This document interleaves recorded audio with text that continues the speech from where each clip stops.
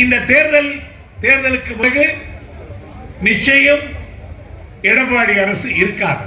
முதலமைச்சர் எடப்பாடி பழனிசாமி அந்த பதவியில் நீடிப்பதற்கு எந்த தார்மீக தகுதியும் உரிமை இல்லை என்பதால் அதனை வலியுறுத்தி அவர் உடனடியாக ராஜினாமா செய்ய வேண்டும். தமிழக முதலமைச்சர் உடனடியாக பதவி விலக வேண்டும். ஆண்டு கணக்கில் இல்ல, மாத கணக்கில் இல்ல, நாள் கணக்கில் இந்த ஆட்சி விரைவில் கவிழப் போகிறது. நாளை என்றும் நம் கையில் இல்லை, நாம் யாவும் தேவன் கை பொம்மைகளே என்றால் கூட போராடு நண்பா, என்றைக்கும் தோற்காது உண்மைகளே. மக்கள் நீதி மய்ய கட்சியின் தலைவர் திரு கமல்ஹாசன் எடப்பாடி பழனிசாமி பதவி விலக வேண்டும் எனவும் கேட்டுக்கொண்டார்.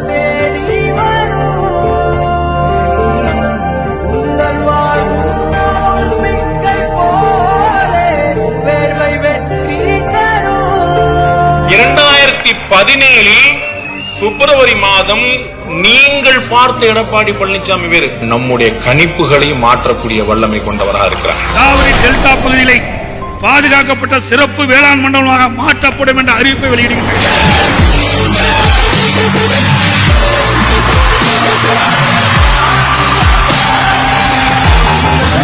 மறைந்த முதலமைச்சர் ஜெயலலிதா அவர்களின் மறைவுக்கு பிறகு கட்சியையும் ஆட்சியையும் வழிநடத்த சிறந்த தலைவர் இல்லை என்ற பலரின் விமர்சனங்களுக்கு முதல்வர் எடப்பாடி பழனிசாமியின் சாதனைகளில் பதிலாக மாறி நிற்கின்றனர்.